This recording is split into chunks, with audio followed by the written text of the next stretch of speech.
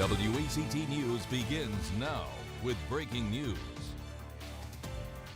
A plant is shutting down, and that means around 100 people are going to lose their jobs. Here's what we know. National Spinning Company is closing its Whiteville plant in 2024 and laying off around 100 people. The company says the first round of layoffs will be in January, with the remaining layoffs happening before the end of next year.